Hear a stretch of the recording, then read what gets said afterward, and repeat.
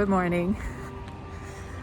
It's 10 a.m. on the 1st of December and I am trying to find somewhere to have a little sit down and a rest, but there is literally nowhere because of COVID. We're not allowed to be near other people. So during the summer it was a lot easier to find space because it was nice outside and we could sit on the grass, but now it's wet everywhere and there's nowhere to go. So I'm just gonna go for a little walk around the hospital, get a bit of air. Excuse me. This is when the air hits you for the first time in the day. And I've just had a coffee, so this is my life now. Surprisingly, I'm not losing weight because I go for walks every day because there's nowhere to go. You just sit down and chillax. They closed down the library because people were sitting there. And you're only allowed 4 people in the staff room at any time, but there's 60 staff members. 40 to 50 are on site every day.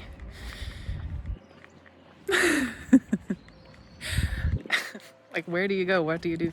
There's actually not enough space for people to have breaks. The canteen capacity has been quartered, so it's down to 25% of what it normally can hold. And there used to be space on the outpatients corridor, but that's also been quartered. Remember when we used to fit 4 people in 2 meters? Crazy. But you know what? It's dry. There's a blue sky. And I'm going to listen to my book. And I'll do a little bit of walking. So that's not bad. 6 months ago, this building was a car park. The building that's gone on here in the hospital has been absolutely incredible. They've opened up about 100 new beds since April, and it's kind of amazing. We're currently undergoing a big overhaul as well in the X-ray department. We're getting a new CT scanner installed and we're getting a new room installed, which has been needed to happen for about 15 years. So some good things maybe. There's a nice new fence. It's at this point I really wish I brought my car. I drove in because I could sit in my car and have a break, but I don't.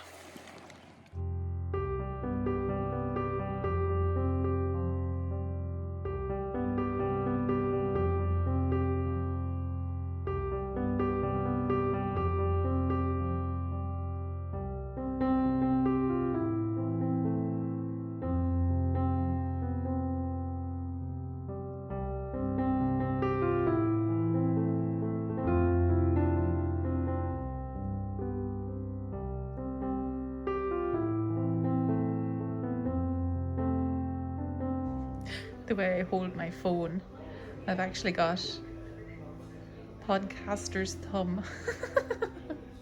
I hold my phone like this and the phone rests exactly on that spot. Gasp.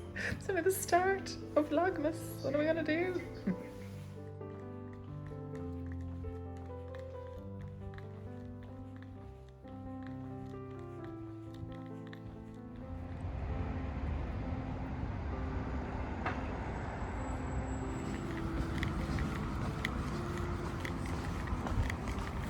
So,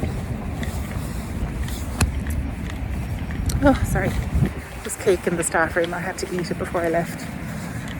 You know how it is. I'm leaving I always leave the mask on going home because I feel cold going home and I feel like I'm not right without it. Just in case I run into someone as well, like, it's all in my head, maybe, I don't know, whatever. Oh, I can't wait to get home. I'm gonna have a shower and I'm going to... James is cooking tonight. Oh, I was looking at my shadow and I thought it was someone behind me. I was like, oh no, they're gonna look at me like an absolute fool. Which I am. Okay, so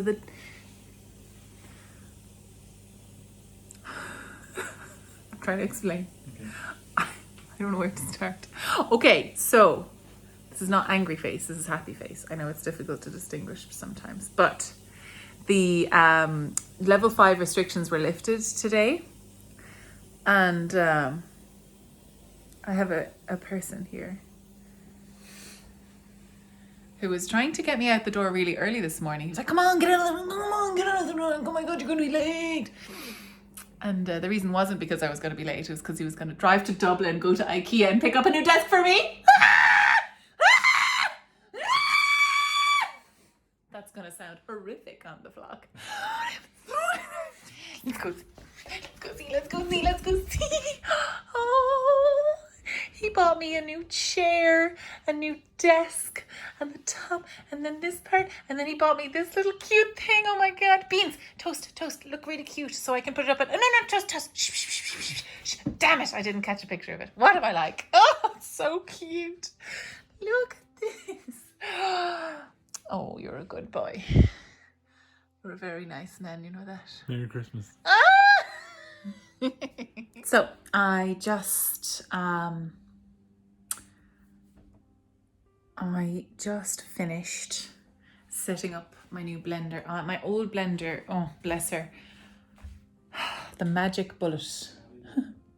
This is my old blender. I have had it for 8 years, but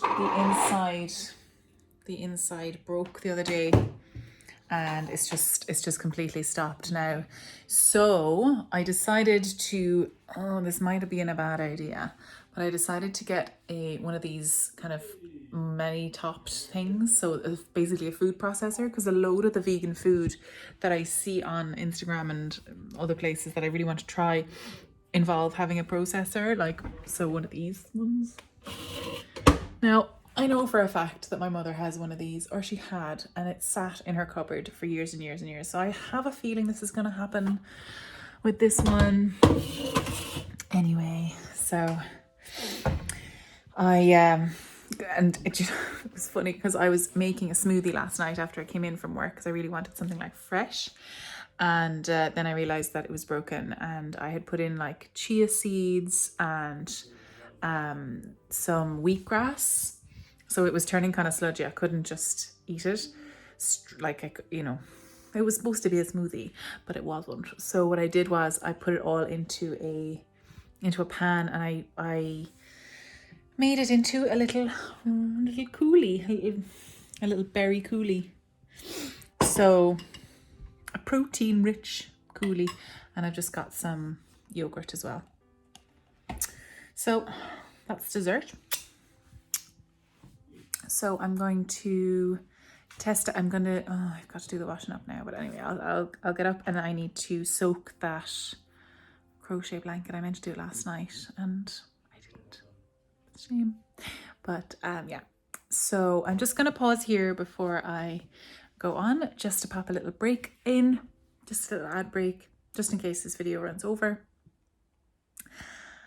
But yeah, here's the ad break. Bing. Now, I have a quick question from the public.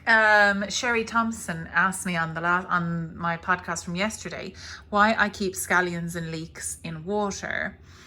And this is because they keep growing.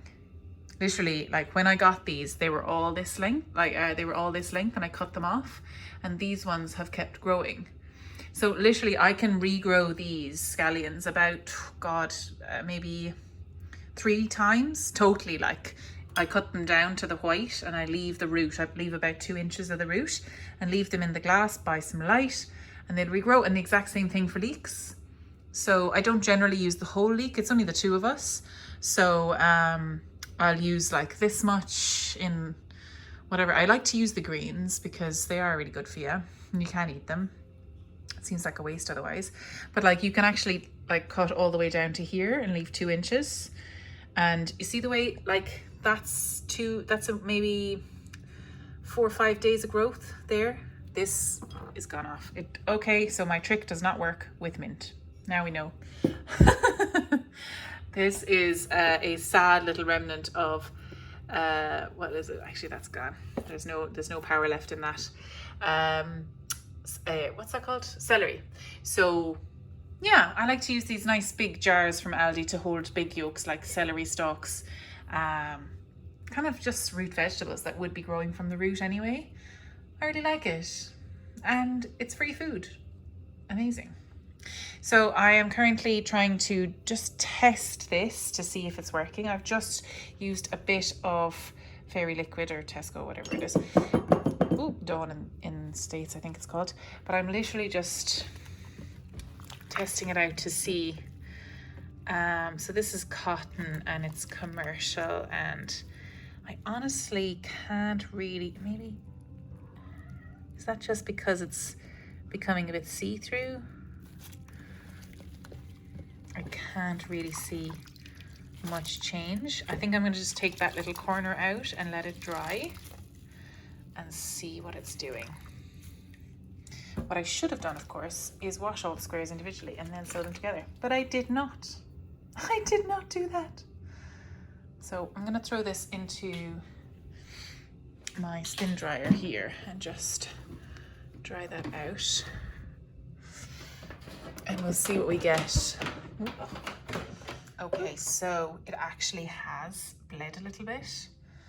So I am going to, and now he actually has said that he's happy actually to leave it as a wall hanging. So I think I'm going to leave it like that. I'm not going to wash it. I'm going to leave it because that red is going to go into that. And it's not going to be okay.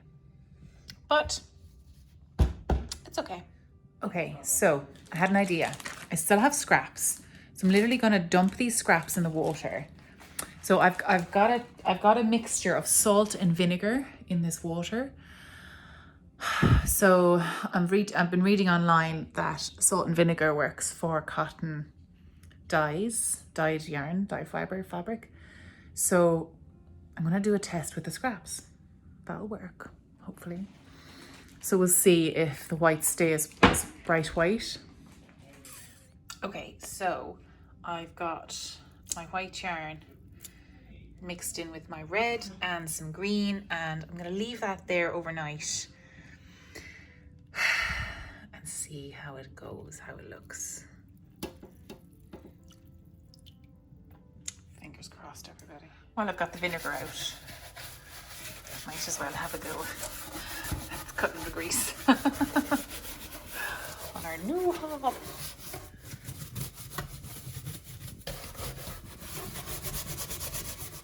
Excuse me, toast. Oh, no, apparently they're back again. Could I sit down to do my weave-ins? Excuse me? Can I? Maybe just for a minute?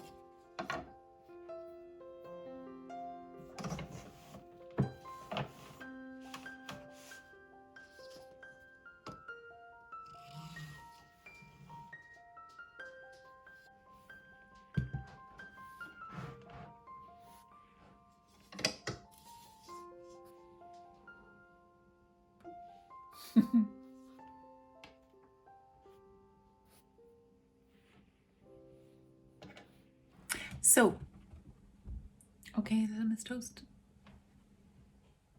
Fluffy bum. I'm loving this new setup with the table. It's the perfect height for weaving. The only thing is the new chair that I have has wheels on it, so it's a bit slip slidey, but that's okay. So with this warp, so I've just finished my first. This is 10. Oh God, is it 10 grams or 20 grams? I think it's only 10 grams.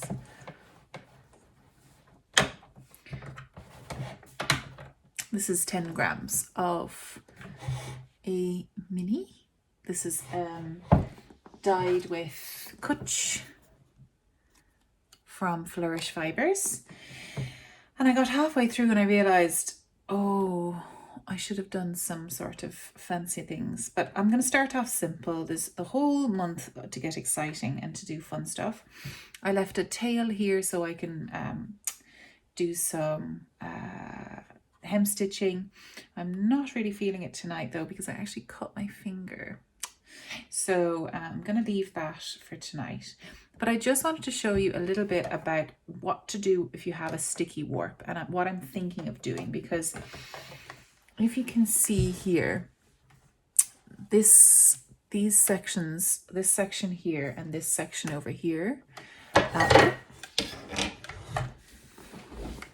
they're actually fluffing up quite a lot. They're causing a lot of fluff, and that's because there's actually linen in the blend. So if it was just silk and merino, I think it would have been easier, but it's got these kind of strands of linen in there, which is actually gumming up it's actually catching here and kind of shredding itself, which is unfortunate because I really don't want to kind of take it off. Now what I could do is wet it. I haven't tried that yet because I know wetting it kind of lies the linen down straight, or it kind of sticks it together with itself. But that could make it worse, because if I mix water with linen, and I just don't know how that's going to work. So I might do a tiny test, but then if it's not working, I'll leave it dry and just carry on. I have the sheds separated with this, with this pickup stick. So if you see, the sheds are actually coming apart there a little bit. So if I bring this up and I push this down, this will actually come down and open, which makes it a lot easier, but it only works for one direction. So when I push it down the other direction, sorry, now I have to just tighten this up, give myself a bit of space. When I push it down in the other direction, it's a little bit trickier. It doesn't separate out. So what I was thinking of doing was taking all of the opposite yarns here, like the yarns, the warp threads that are underneath, and actually I have seen this done in tablet weaving, like backstrap tablet weaving, where they individually get a thread, like a strong cotton thread, and I'll just use this as an example, but they individually go down and they pick up that thread and they make a little loop. They tie a little loop, tie that off, and they do that for the whole thing. So you've got all these loops, and then you get another pickup stick and you actually have that lying atop with all of these loops through it. So you can pick up that, so you can literally pick up that thread, that stick, and it will pick up all of the warp threads there. So all of them will come up, and what it does is it just helps the shed kind of separate out a little bit more, because at the moment the sheds aren't really separating out on this heddle, unfortunately. I cannot recommend this Sursuro Malabrigo yarn. Do not recommend for weaving. Warp, fine, or sorry, weft, fine, not for a warp. That was a mistake. I just went for the color and that was a mistake, I think. What's that, Mr. Beans? Are you sad? I know I'm sad. It's a beautiful silky color. So it's gonna end, it's ending up, it's turning out okay. I'm getting this kind of really interesting textural effect down here.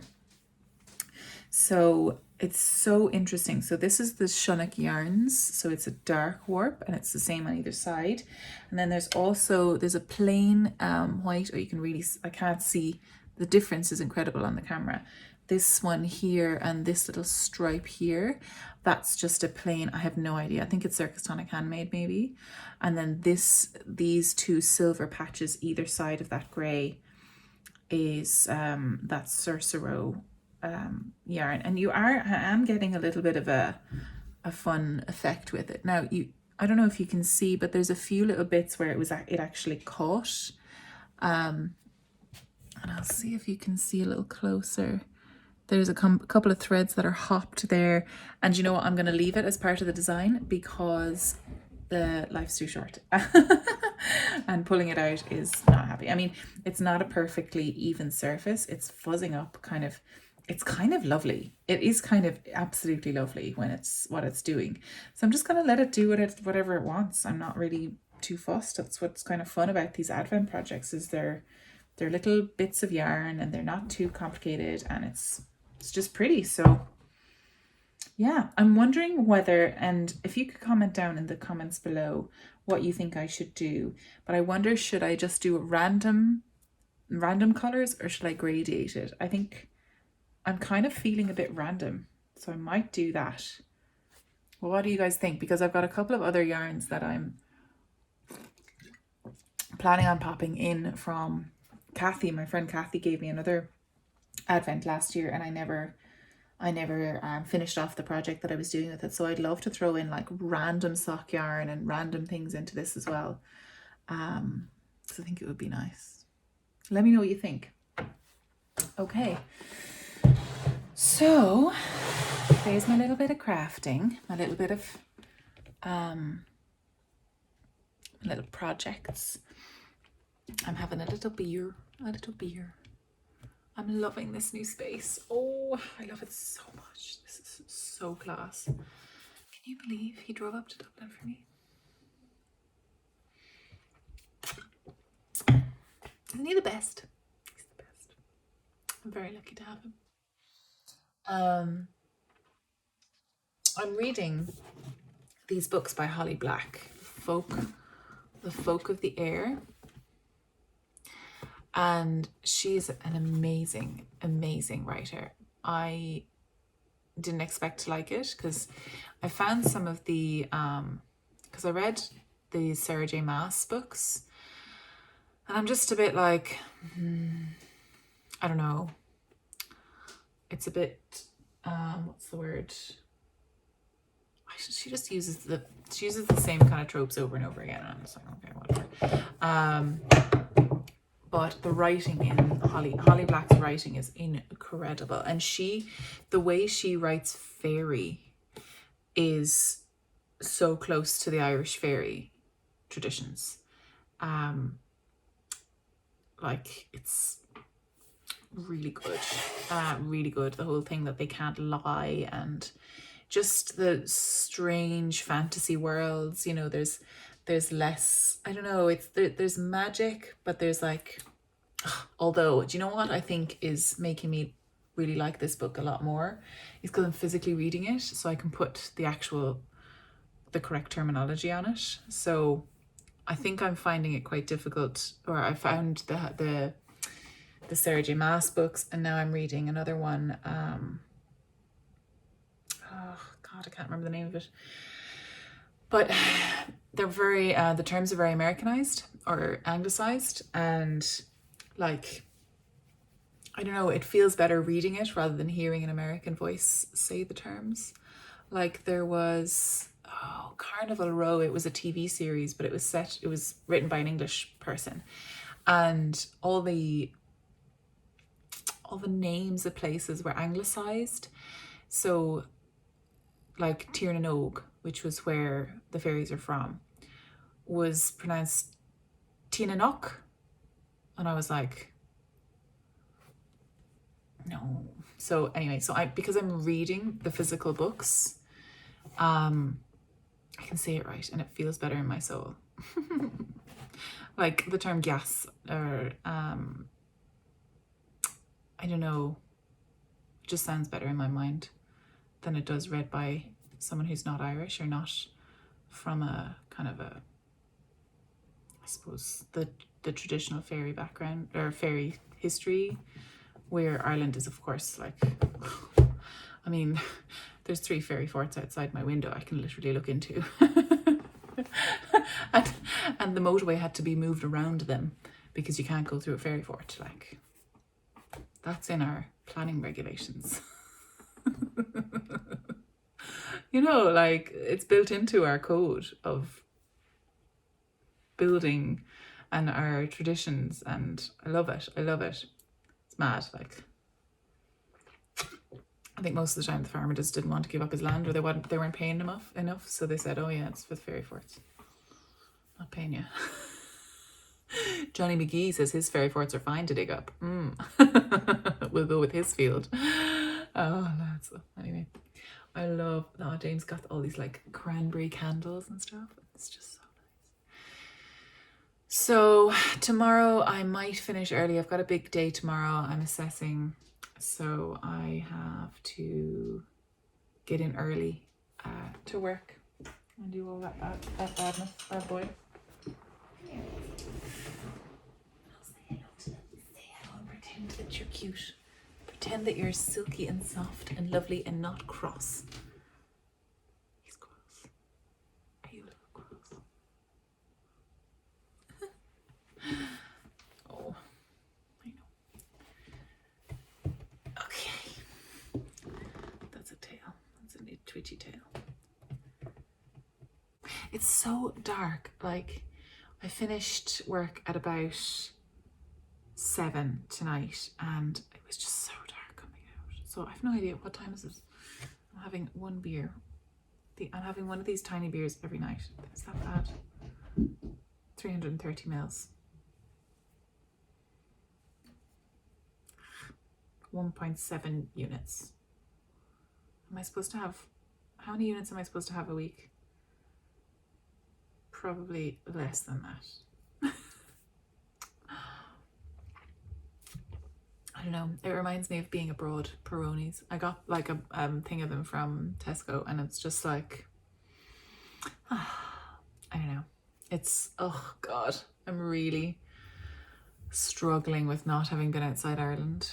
I don't know what's wrong with me. It's such a first world problem, but I just feel like, I'm losing, I don't know, what's the word? I'm losing connection to, I'm losing perspective. That's what I'm doing. I'm losing perspective of what the world is like outside, you know, of my screen, of my bubble, of my neighborhood. You know, that's the best thing about traveling, is your perspective widens and your understanding clarifies, and you know, you realize that you really don't know anything, and that there are so many different ways of doing things, and they all have issues, but they can all be the right way as well. You know, there's no one correct way, and I just love finding out how people do it, how different cultures, I just missed so much. Anyway, so this just really reminds me of